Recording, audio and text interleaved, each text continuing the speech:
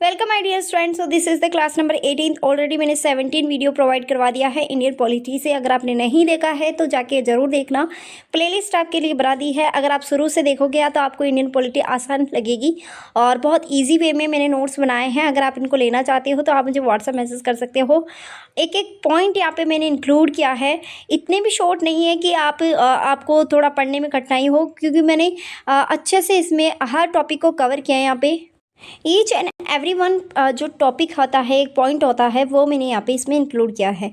So first of all मैंने यहाँ पे लास्ट वीडियो में मैंने आपको जितने भी वीडियो क्लासेस प्रोवाइड करवाई है, आपने बहुत ज़्यादा सपोर्ट किया है। तो प्लीज़ इस वीडियो पे भी ज़्यादा से ज़्यादा लाइक करें और शेयर करें और सब्सक्राइब करें। पार्लियामेंट्री सिस्टम क्या होता है, संसदीय व्यवस्था क्या होती है। Constitution of the India provides for the parliamentary form of government both at the centre and the state, यानी कि भारत की संविधान यानी कि कॉन्स्टिट्यूशन केंद्र और राज्य दोनों सरकारों की संसदीय व्यवस्था का व्यवस्था करता है। जिसमें आपका सेंटर की बात की जाए तो सेंटर की यहाँ पे आती है 74, ठीक है, 74 आर्टिकल, 75 आर्टिकल। और स्टेट की बात की जाए तो आर्टिकल 163 और 164। आई होप कि आपको क्लियर है।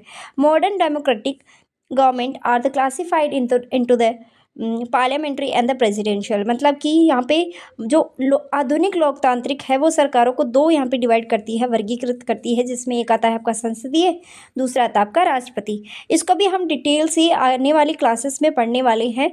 तो आपको नंबर वाइज से पढ़ते हुए आना है। क्लास नंबर 1 देखना है, फिर 2 देखना है, फिर आपको इंडियन पॉलिटी आराम से ईजिली समझ में आ जाएगी। ठीक है, तो यहाँ पे बात करते हैं parliamentary system is a system in which the executive is accountable to the legislature for its policies and actions, यानी कि सरकार की संसदीय व्यवस्था है जिसमें कार्यपालिका अपनी नीतियों एवं कार्यों के लिए विधायकों के प्रति उत्तरदायित्व होते हैं। यानी कि यहाँ पे इनका क्या रिस्पॉन्सिबल होता है, किसके प्रति रिस्पॉन्सिबल होता है, तो लेजिस्लेचर के और एग्जीक्यूटिव दोनों के ऊपर यहाँ पे क्या होता है, इसका पूरा रिस्पॉन्सिबल होता है, यानी कि अकाउंटेबिलिटी होती है। अकाउंटेबिलिटी मतलब उत्तरदायी। ठीक है, नेक्स्ट यहाँ पे प्रेसिडेंशियल की बात करें तो presidential system of a government the executive is a not accountable to the legislature for the policies and the actions.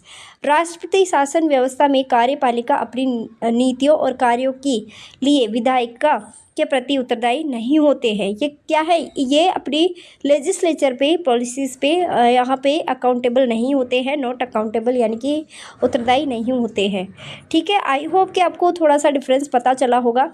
Next यहाँ पे इम्पोर्टेंट नोट की बात कर लेते हैं। देखो, पार्लियामेंट जो गवर्नमेंट होती है इसको हम और भी नामों से जाना जाता है, जैसे कैबिनेट गवर्नमेंट हो गया, ठीक है, रेस्पॉन्सिबल गवर्नमेंट हो गया, या फिर Westminster form of government हो गया। ठीक है, तो इसका मतलब ये संसदीय सरकार को कैबिनेट सरकार, उत्तरदायी सरकार और इसके वेस्ट मिनिस्टर के रूप में भी कहा जाता है। Next is presidential government is also called is non responsible. अब देखो यहाँ पे इसको और भी किस नाम से जाना जाता है, नॉन रिस्पॉन्सिबल के नाम से जाना जाता है, नॉन पार्लियामेंट्री के नाम से जाना जाता है, फिक्स एग्जीक्यूटिव सिस्टम के नाम से भी जाना जाता है। राष्ट्रपति सरकारों को गैर उत्तरदायी, गैर संसदीय और निश्चित कार्यकारी व्यवस्था भी के रूप में भी जाना जाता है, क्योंकि इसका एक फिक्स क्राइटेरिया होता है, इसके अंडर में रह के काम करते हैं।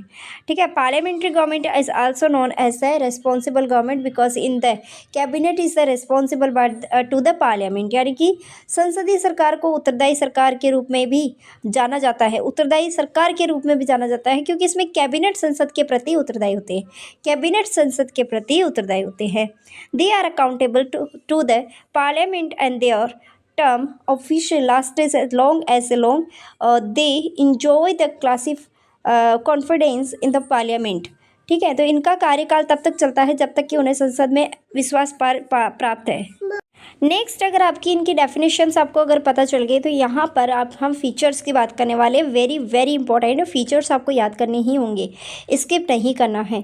तो features of the parliament government, यानी कि फर्स्ट फीचर होता है नॉमिनल एंड रियल एग्जीक्यूटिव। सभी को पता है ये चीज़ कि नामित और वास्तविक क्या होता है।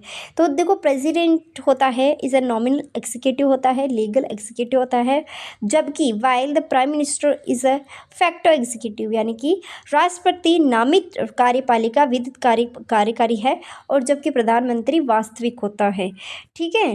The president is a nominal head, यानी कि नॉमिनल हेड होते हैं the state and the prime minister is the head of the government, यानी कि प्रेसिडेंट होता है, राष्ट्रपति होता है, वो राज्य का मुखिया नामिक होता है सिर्फ, और जबकि मेन जो प्रधानमंत्री होते हैं वो सरकार का मुखिया होता है। That's clear. बट यहाँ पर अगर बात की जाए तो जो प्रधानमंत्री है उनकी नियुक्ति राष्ट्रपति के द्वारा ही की जाती है, भले ही चाहे नामित हो। ठीक है। नेक्स्ट यहाँ पे बात करते हैं rule of the majority party, यानी कि बहुमत प्राप्त दल का शासन।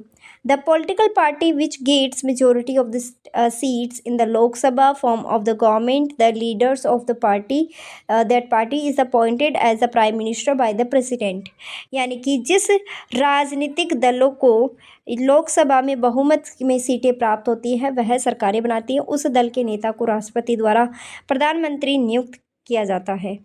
The prime minister is also appointed the other minister and the consultations with the prime minister, यानी कि अन्य मंत्रियों की नियुक्ति भी कौन करता है? राष्ट्रपति ही करता है। किसके परामर्श से करता है? प्रधानमंत्री के परामर्श से करता है। आई होप कि आपको क्लियर हो रहा है, तो प्लीज़ लाइक करते चलिए। पॉलिटिकल यूनिफॉर्मिटी, यानी कि राजनीतिक एकरूपता। जो मेंबर्स होते हैं, members of the council of the minister belongs to the same political party and thus have similar political ideology, यानी कि मंत्री परिषद के सदस्य एक ही राजनीतिक दल के संबंधित होते हैं और इस तरीके से उनकी समान राजनीतिक विचारधारा होती है। In the case of the confidence government of the minister the bound of the consensus, यानी कि गठबंधन सरकार के मामले में मंत्री सर्वसम्मति के प्रति बाध्य होते हैं। नेक्स्ट जो फीचर आता है वो आता है ड्यूअल मेंबरशिप, यानी कि दोहरी सदस्यता।